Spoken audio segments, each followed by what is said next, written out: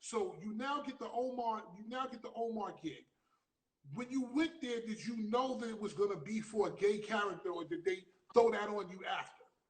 No, sir. I knew, and I welcomed it because I knew also knew the lineup of other amazing actors that was on that roster. And you know, I'm from Brooklyn. I had a need to shine. Right, You know, right, so right. to stand out in a sea of greats. You know, you got Sonya Song, Wendell Pierce, Wood Harris. I'm like Hassan Johnson, J.D. Mhm. Williams. I'm like, I gotta bust my gun. So I was using anything. Everything works, bro. And you know, in regards to his sexual orientation, it wasn't like I had to learn how to, you know, put on makeup or walk in high heel shoes. I tell people, man, my best friend, the nigga who taught me the streets in Brooklyn, is a lesbian by the name of Robin. So I had no issues with the gay community. So I was like, you know, love is love. What I had a problem with Omar was how was I gonna make people believe that I'm his killer? Because it was so far from anything who I am. I didn't, you know, Omar was my breakout character. I was still young as a thespian, and I didn't know I had nothing to pull on. Like, to how do I make this believable? That was what I struggled with. How to hold a Bro, gun right. you you Like, you how do I hold a shotty right? you grew up next to Lafayette Gardens. That's all the stuff you need to draw Yeah, from.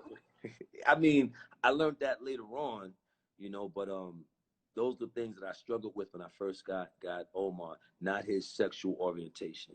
I just played that as matter of factly because in reality, that's what it is. It's matter of factly. Did, were you ever nervous about doing those scenes? And did you ever think about what the quote unquote streets would say about it, or you just say, you know, something, I'm going to do it. It's a job, and that's it.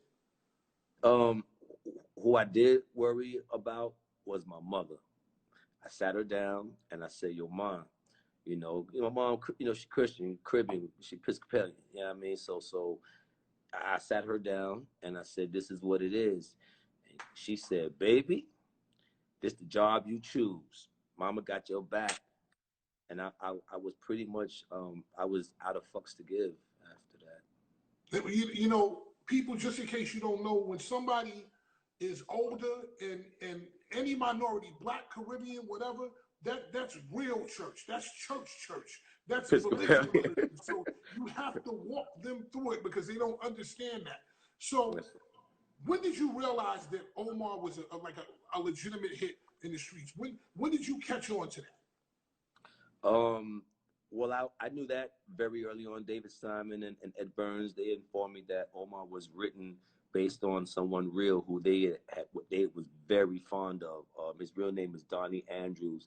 God bless his soul. He passed on now. He was a good brother in the community. Um, we were in season 3, and well, excuse me, backing up right away. I knew that it meant a lot to me to get his approval. I want to make sure that whoever this Donnie Andrews was that was still in prison, I want to make sure that he approved of this portrayal of who he was, and which, by the way, he's also he's not homosexual. He's actually married in real Mm. life to the real Fran. Remember what the corner was about a sister Yes. named by the name of Fran. In real life, the real Fran married the real Omar. So Okay. so but so I was concerned about him and if I was doing him justice. And he had sent word to me. We spoke a few times while he was incarcerated. And when he came home, when he got released in season 3, he came straight from the pen right to the set, right to my trailer. And Wow. I remember that day. I knew he was coming. I said, damn, Mike, whatever you do, don't ask no stupid questions. Do not ask no stupid questions. And what I do, Scoop, how many Ask. people you killed? Yo, it was like Tourette's or something. Like, what did that just leave my lips? And he says, yeah, Michael, if I tell you, I I got a kid. And yo, from that point on, that broke the ice for me. And from that moment on, man, he became my big brother. Right. it wound up fine. I'm going to ask you a couple more questions about being an actor, and then we're going to get into the program that you have and the Yes, sir. movement. Yes, sir. Again, you're the guy known for the scar, and if anybody doesn't know, you got it in a fight in New York, correct? Yes, sir. Has it being that you've made money, you've gone to the top of the acting game? Is there any time that you have sat and said to yourself, you know, somebody can get plastic surgery? Have you ever wanted to just get plastic surgery and just do it, or you said, you know something, I'm gonna stick with this? Well, the answer was no. I never thought about getting. I don't want another knife in my face. Number one, and number two, I come to realize that we all got scars. Some inside, some outside. Everybody got a scar. This is mine. You know, this is, and I chose not to look at it as a scar, but more or less as a badge of overcoming, of strength, wisdom, you know, and humility. Every time I look in that mirror, I'm reminded of how close my life came. Because see, everyone sees this scar that's on top of my face. What most people don't see is the one that goes from my ear to the stops at my jugular, my bed, my umi stop, you know, covers that. That's the one that almost took me out. And I'm reminded that every day I look in the mirror, that there is a God. And my life didn't have to be this way. My life didn't even have to be. Right. And so for that, I look at this as a badge of honor, as a reminder of how far I've come. And I don't ever want to forget that, because I'm doomed to repeat it. Right, right. I respect that.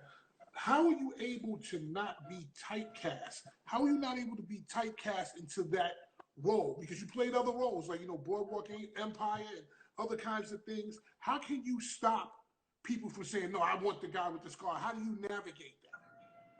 Well, you know, that's a good question, bro. You know, there was a point, like, you know, I would say, like, in the mid to late '90s, you know, that was the thing in there, you know, they say I'm Black Hollywood, you know, I don't want to be typecasted. I don't want to be typecasted. Aren't you afraid of being typecast? I'm like, I'm afraid of not eating. This is my motherfucking job, bro. How you feel? Like, really? You know what I'm saying? Like, these hood characters is real, bro. Like, what's the problem? They don't be asking white people. I'm like, I mean, motherfuckers be playing rom-com to the motherfucking cows come home. And nobody asks them about no damn typecast. Why come my hood characters or my urban characters or my community-based characters got to be typecasted? So I was like, where's that coming from? And what is that all about? And what I decided was,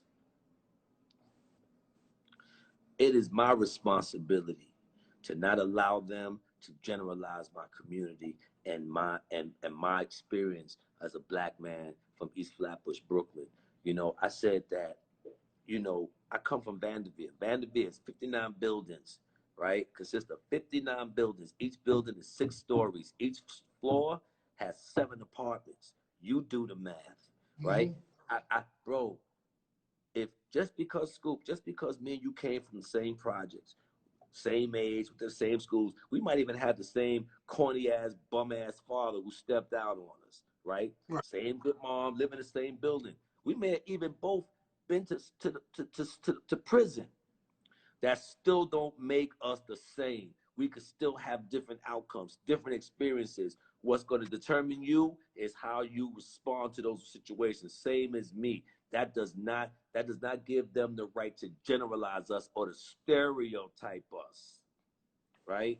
So I took that as, oh, I'm gonna make it my job to not ever make none of my urban characters look or feel the same, because we are not the same.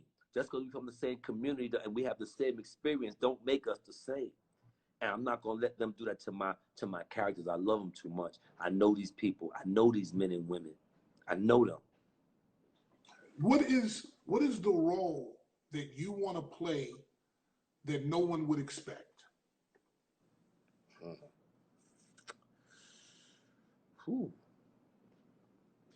Nobody's looking for Michael K. Williams to play that role, but you want it. Something that's different you wouldn't expect. Uh, um, You know, that's a good question, Scoop. I don't really I don't spend too much time thinking in that headspace. But but if another shameless plug, I would dare say this character that's coming out right now on HBO. The character's name is Montrose Freeman, and I play him alongside Jonathan Majors and my sister, Journey Smollett. It's called Lovecraft Country. The I play a young father with a grown ass man for a son, and he's complicated. He's dark. He's vulnerable. He's fragile. Strong, and he's a family man. And I've never done anything like this. And the challenges and the issues that this character and these storylines brought up for me as a man on a personal level, I would I don't think anyone's going to see this one coming. When you, because I could ask these questions all day, when you play a character that's dark, when you play a character that may be crazy, when you play a character with issues, how much of that sticks with you at the end? Because they always said that the guy, I forget his name, he played the Joker and he passed away. Heath was, Ledger. Yeah, Heath Ledger. They were saying that part of him playing that role kind of messed his head up. Is that actually true? And how do you prepare yourself for that and make sure that doesn't happen to you when you play a different kind of role? Fatman Scoop.